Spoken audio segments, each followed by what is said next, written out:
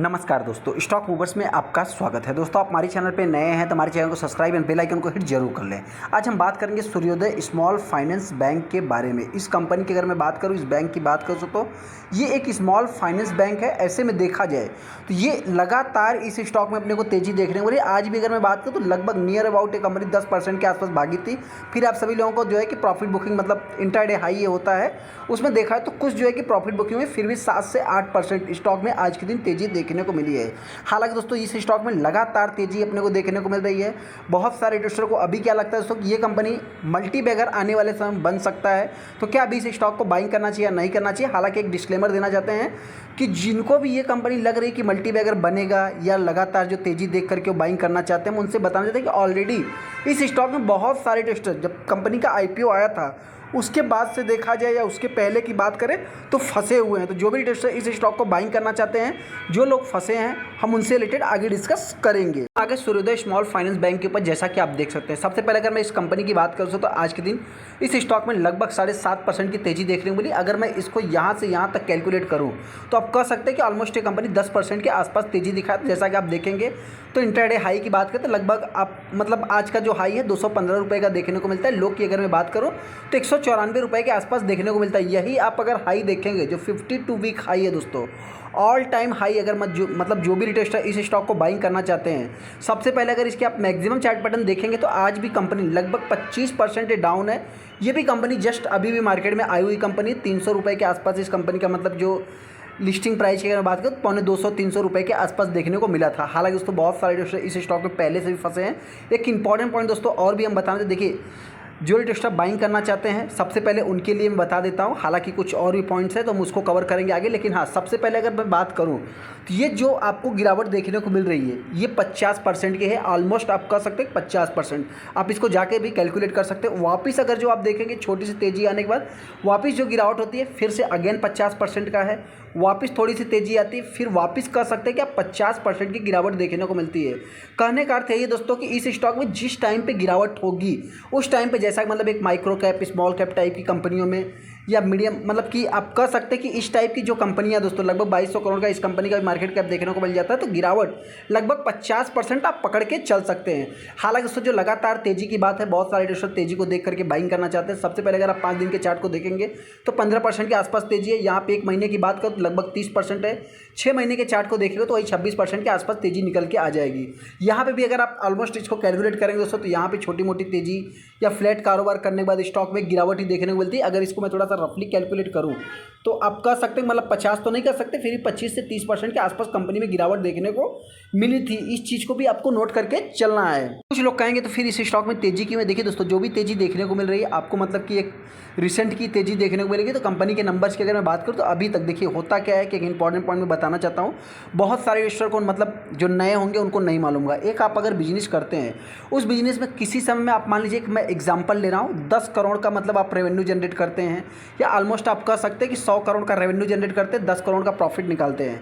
कभी होता क्या दोस्तों मार्केट में जो आपका मतलब बिजनेस है वो डाउन होते चला जाता है। कभी होता क्या है कि 1 करोड़ का आप रेवेन्यू जनरेट करते हैं और 1 लाख का प्रॉफिट निकालते हैं, तो उसमें होगा क्या, कोई एक ऐसा रिजल्ट आएगा। अभी तो आप एकदम वर्स्ट के कंडीशन पे पहुंच गए, मतलब 1 करोड़ से ज़्यादा क्या हो सकता है, 100 करोड़ कहाँ था और कभी कहाँ 1 करोड़ देख रहे हो, तो वो जो आप डबल कर देंगे सीधा जो है कि मतलब 2 करोड़ के आसपास कर देंगे रेवेन्यू जनरेट, 2 लाख के आसपास आप प्रॉफिट कर देंगे। तो मार्केट में क्या आएगा दोस्तों न्यूज कि सीधा 200% का कंपनी का जो प्रॉफिट है रेवेन्यू जंप देखने को मिला है। तो इस चीज़ के कारण जो है कि मार्केट में बहुत सारे स्टॉक तेज़ी दिखाते हैं। हालांकि आप सभी लोगों से बताना चाहते हैं कि जो बड़े बड़े इन्वेस्टर होते हैं वो पहले ही क्वार्टर में किसी भी स्टॉक में निवेश नहीं करते हैं, बहुत सारा मतलब कि एनालाइज करते हैं फिर जाकर के उसके ऊपर डिसीजन लेते हैं। हालांकि ये छोटी छोटी बैंकों की अगर मैं बात करूँ, जो ये स्मॉल फाइनेंस बैंक है दोस्तों, आप सभी लोगों ने देखा होगा कि जब कोई बहुत बड़े आपको प्राइवेट बैंक लोन नहीं देते होंगे तो उस टाइम पे बहुत सारे मतलब कि छोटी मोटी बैंकों की अगर मैं बात करूँ, स्मॉल फाइनेंस बैंक की अगर मैं बात करूँ, तो जाकर के मतलब आपको वहाँ पे लोन मिलने के बहुत ही ज़्यादा पॉसिबिलिटी देखने को मिल जाती है। देखिए मैं एक एग्जांपल दे रहा हूँ, आपको क्या लगता है चाहे तो वो कमेंट कर सकते हैं, लेकिन हाँ इंपॉर्टेंट पॉइंट ये है दोस्तों कि इनके जितने ज़्यादा से ज़्यादा ग्रो होने के चांस है, मतलब इनका लोन बुक की बात करें बढ़ सकते हैं। देखिए इन्वेस्टर मैं और आप क्या देखते हैं, एक फाइनेंस सेक्टर का लोन बुक क्या है उसको देखते हैं, उसमें क्या NPA है दोस्तों उसको देखते हैं, क्या उसमें मतलब प्रोविजनिंग है उसको देखते हैं, उनके डेट सारा कुछ मतलब देख करके फिर आगे का मतलब कि जो भी अपना कैलकुलेशन करते हैं। मतलब कैलकुलेशन करने का मतलब क्या है दोस्तों, देखिए आप सभी लोगों को पता है कि जब बड़ी बड़ी मतलब कि जो बैंकें होती है, आप सभी लोगों को मतलब वहाँ पे लोन लेना एक डिफ़िकल्ट काम रहेगा। लेकिन वहीं पे अगर आप स्मॉल फाइनेंस बैंक में जाएंगे, माइक्रो फाइनेंस में जाएंगे, तो आपको थोड़ा इजी वे में लोन मिल जाएगा। हालांकि वहाँ पे इंटरेस्ट थोड़ा हाई भी लग सकता है, लेकिन हाँ, जो डिपॉजिट होता है दोस्तों उस पर वो इंटरेस्ट हाई पे भी करते हैं। हालांकि इनका एक ही मतलब कि मकसद रहता है कि हम कैसे ज़्यादा से ज़्यादा मार्केट को कैप्चर करें, और उसी मार्केट को कैप्चर करने में थोड़ा सा मतलब क्या है कि इनको स्ट्रगलिंग का पॉइंट भी मतलब स्ट्रगलिंग का भी सामना करना पड़ सकता है। उस हिसाब से देखेंगे 7.5% स्टॉक में तेजी देखने को मिली। 58 लाख टोटल शेयर ट्रेड हुए, जिससे 25% माल डिलीवरी में उठाया गया है। यहाँ पे 18 अप्रैल को ही कंपनी ने एक बाउंड भी खाई लगाया। ऑल टाइम हाई की बात करें तो कंपनी का मतलब वही जो आप कह सकते हैं मतलब कंपनी जब मार्केट में लिस्ट हुई थी उसी टाइम पे देखने को मिला था। यहाँ पे अगर मैं कुछ अनाउंसमेंट की बात करूँ तो इतना कुछ खास अनाउंसमेंट आपको देखने को मिलेगा नहीं। हाँ, एक इंपॉर्टेंट पॉइंट देखा, मतलब ये सारे न्यूज़ जो है कि मतलब अप्रैल महीने की बात करें, अपॉइंटमेंट से रिलेटेड बात करें।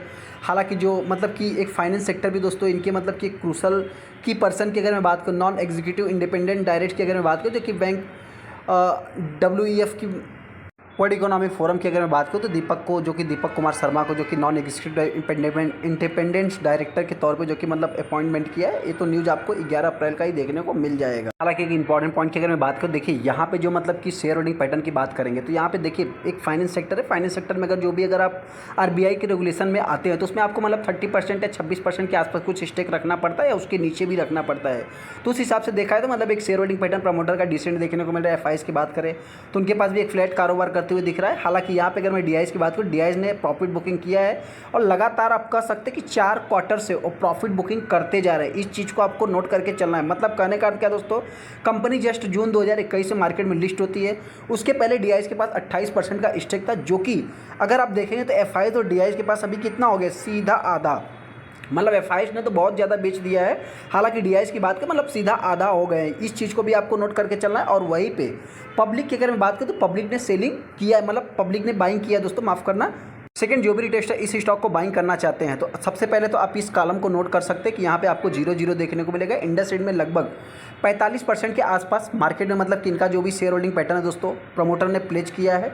हालांकि यहाँ पे अगर देखेंगे तो लास्ट में जो देखने को मिलता है सूर्योदय स्मॉल फाइनेंस बैंक की देखने को मतलब 22-23% के आसपास, मतलब जितना भी इनके पास 26% का स्टेक है उसकी अगर मैं परसेंटेज फॉर्म की बात करूँ तो आप कह सकते हैं लगभग 22% के आसपास स्टेक को उन्होंने प्लेज रखा है। इस पॉइंट को भी आप चाहे तो नोट कर सकते हैं। हालांकि सेकेंड पॉइंट की अगर मैं बात करूं, देखिए सबसे पहले तो एक ही स्मॉल फाइनेंस बैंक है, तो इसके पास जितना भी रेवेन्यू आता है लगभग 400-450 करोड़।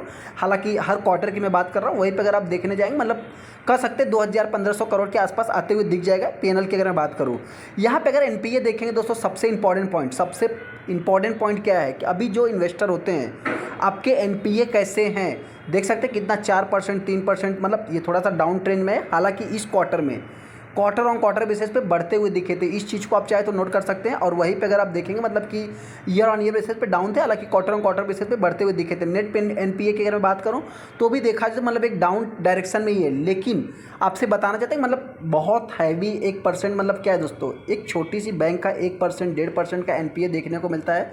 वो थोड़ा सा अपने आप में आप कह सकते हैं मतलब कि एक मेरे पॉइंट से रिस्की है। हालांकि आपको क्या लगता है चाहे तो वो कमेंट कर सकते हैं। अभी इस स्टॉक में अपने को करना क्या है, सबसे पहले दोस्तों बताएं जो भी रिटेलर सोच रहे हैं कि इस स्टॉक में तेजी क्यों है। देखिए दोस्तों, मैं आपसे बताना चाहते हैं कि तेजी इसके इंडिपेंडेंट डायरेक्टर की अगर बात करूं, उसके बाद आप कह सकते हैं कि 1 महीने के अगर चार्ट को देखें तो एक अच्छा खासा कंपनी ने हेल्दी रिटर्न बना के दिया। लेकिन हाँ, वहीं पर अगर आप 6 महीने के चार्ट को देखेंगे तो इतना कुछ खास कंपनी ने रिटर्न बना के नहीं दिया है। एक इंपॉर्टेंट पॉइंट अगर मैं बात करूँ 5 दिन के भी चार्ट को देखेंगे तो एक अच्छा खासा कंपनी ने हेल्दी रिटर्न बना के दिया। मतलब जो भी तेजी देखने को मिल रही है, आप कह सकते हैं कि 10 अप्रैल के आसपास एक अच्छी खासी तेजी लगभग 18 से 20% कंपनी ने बना के दिया है। सेकंड, जो भी रिटेस्टर इस स्टॉक को टॉप पे बाइंग किया IPO के थ्रू, माफ़ करना टॉप पे तो नहीं कह सकते, फिर भी IPO के थ्रू जिनके पास भी है आप चाहे तो होल्ड करके चल सकते हैं। हालांकि दोस्तों जो भी रिटेस्टर इस स्टॉक को बाइंग करना चाहते हैं, मैंने जो भी पॉइंट था अपने पॉइंट से प्रेजेंट करने की कोशिश किया कि ये कि रिस्की स्टॉक है। रिस्की स्टॉक होने का मतलब क्या है कि छोटी बैंक है, ये अपने आप को मार्केट में सर्वाइव करने के लिए मतलब कि कैप्चर करने के लिए मार्केट की ज़्यादा से ज़्यादा बिजनेस को दोस्तों उसमें बहुत ज़्यादा से ज़्यादा मतलब कि अपने अलग अलग पॉइंट से डिसीजन लेंगे। एक हाई इंटरेस्ट पे मतलब कि लो इंटरेस्ट पे पैसा देंगे और हाई इंटरेस्ट पे आप कह सकते हैं डिपॉजिट लेंगे। तो उस हिसाब से देखा मतलब इनके लिए एक प्रकार से रिस्की भी कह सकते हैं। देखिए इनके लिए नहीं, मतलब मार्केट है दोस्तों, यहाँ पे मतलब पहले कुछ पैसे को लगाया जाता है, फिर उसके बाद मतलब कि बिजनेस है दोस्तों कई पॉइंट से किए जाते हैं, तो ये सब नहीं। लेकिन हाँ, स्टॉक में अगर गिरावट होती है तो मेरे पॉइंट से ये कंपनी 100 रुपये से 150 रुपये के बीच में भी आ सकती है। हालांकि वहीं पे अगर मैं तेज़ी की बात करूँ तो आप कह सकते हैं कि कंपनी आने वाले समय में मतलब नया हाई तो नहीं कर सकते, फिर भी लगभग 200-250 के आसपास ये कंपनी जा सकती है। चलिए दोस्तों, वीडियो को लाइक कर दे, चैनल को सब्सक्राइब कर ले। थैंक यू दोस्तों।